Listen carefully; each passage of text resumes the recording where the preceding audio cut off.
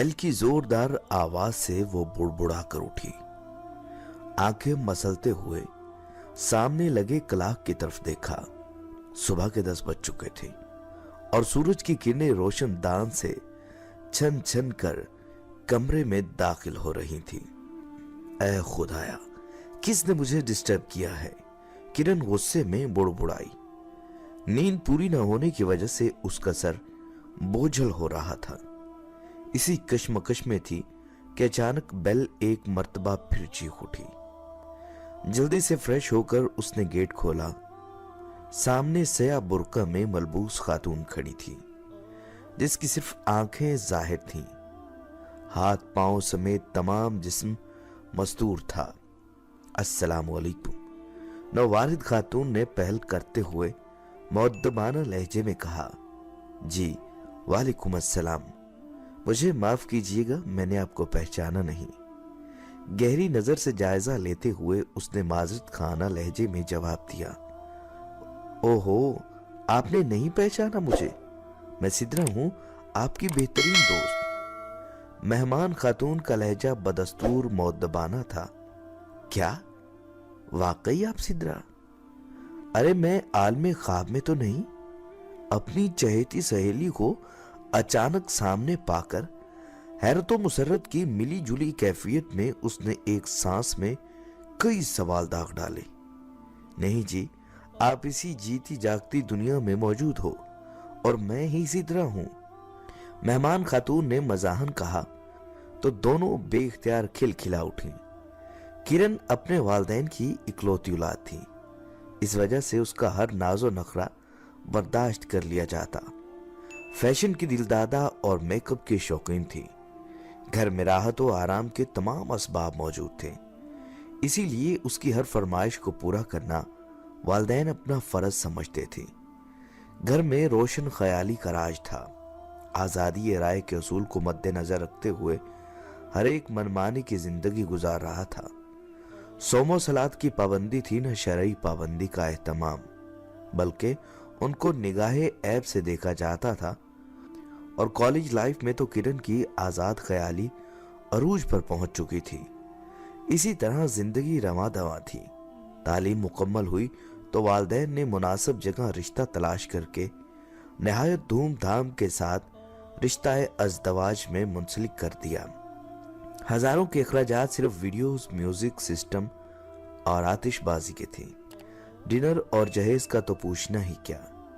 मुख्तलिफ अनवाओ इक़साम की डिशें और लाखों का सामान। अलगर्ज पानी की तरह पैसा बहाया गया। हुस्न इत्तफाक से शोहर नामदार प्रोफेसर थे और रोशन ख्याली में 2 कदम उससे आगे थे। सिद्रा और किरण की शनासाई एक तकरीब में हुई थी जो रफ्ता रफ्ता गहरी दोस्ती में तब्दील हो गई। आज पूरे 10 साल बाद दोनों एक दूसरे से मिल रही थी। दौरान गुफ्तगू सिद्रा की यह बात सुनकर तो वो फूले न समाई थी कि 1 हफ्ता बाद मेरी रुखसती है, जिसमें आपकी शिरकत फूल में खुशबू की तरह जरूरी है। सिद्रा से मुलाकात, फिर शादी में शिरकत, वाकई किरण की खुशी काबिले दीद थी। सिद्रा का ताल्लुक एक दीनदार घराने से था। गजब की ज़हीन थी। कुरान करीम हिफ्ज करके आलमा फाजला का कोर्स भी मुकम्मल किया था। अल्लाह ताला ने हुस्न सूरत और सीरत दोनों से नवाजा था। अलबत्ता हुस्न इखलाक और सलीका मंदी उसकी नुमाया खसूसियात थी। और ऐसा क्यों ना होता कि वालिदैन ने उसकी तरबियत ही ऐसे खतूत पर की थी जो बच्चों को कुंदन बना देते हैं। बोलना शुरू किया तो कलमा तैयबा को विर्द जुबां बना दिया और 5 बरसों की उम्र में खाने पीने सोने जागने की मसनून दुआएं उसको अजबर करा दी थी। घर में सोमो सलात की खूब पाबंदी और पर्दा का जबरदस्त एहतमाम था। इसी वजह से बड़े नामवर किस्म के मालदारों से आराज करते हुए एक मुत्तकी आलमे दीन से उसका रिश्ता तय पाया और आज उसकी रुखसती का दिन था। अरे ये कैसी शादी है जिसमें म्यूजिक की सुरीली धुन है, ना आतिशबाजी का कोई मुजाहरा। हद तो यह है कि वीडियो तक का इंतजाम नहीं किया। क्या फर्क पड़ता है, जिंदगी के इन हसीन लम्हात को बतौर यादगार महफूज कर लिया जाता। आखिर ऐसे लम्हात बार बार थोड़ी ना आते हैं। तकरीब को रस्म व रवाज से पाक और लायानी तकल्लुफात से आज़ाद देकर किरण की ज़हनी रोशन ख्याली की तर्जुमान जुबान से ये अल्फाज निकले। दूसरा लम्हा उसने खुद को संभाला और मेहमान खातीन में घुल मिल गई। देखो किरण, अगरचे ये तमाम इंतजामात तेरे मिजाज के खिलाफ थे, मगर हक ये है कि थे बहुत शानदार और पुरसुकून। यकीन जानो, इधर आकर तो ईमान को नई ताजगी मिली और रूह भी खुशी से सरशार हो गई। आखिरकार इसका राज क्या है? हालांकि तकरीब भी सादा सी थी, न म्यूजिक की कान फाड़ती आवाज थी और न ही आतिशबाजी का शोर। बेपर्दगी का तो तसव्वुर ही नहीं था। इस कदर बापर्दा खातिन इतनी ज्यादा तादाद में। हालांकि लोग तो इन्हें दकियानूस और बुनियाद परस्त कहते हैं, फिर भी वो मुतमईन थी। किसी के चेहरे पर रंज के आसार नहीं थे। लगता ऐसा था कि जहेज नाम की चीज को तो वो जानते ही नहीं।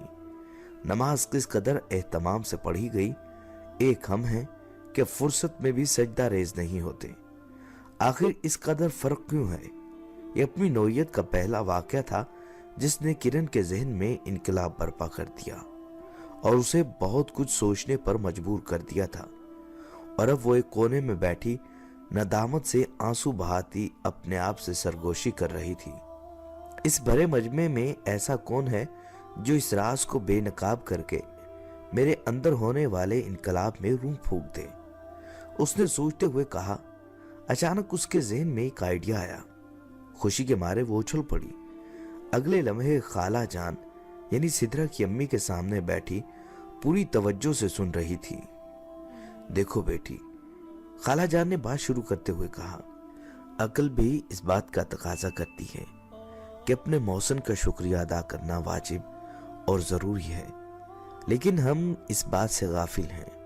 हम अपनी ख्वाहिशात पर अमल करते हुए मनमानी जिंदगी गुजारने, गैर शरई कामों और रसूमों रवाज में अपना माल खर्च करने में फख्र महसूस करते हैं।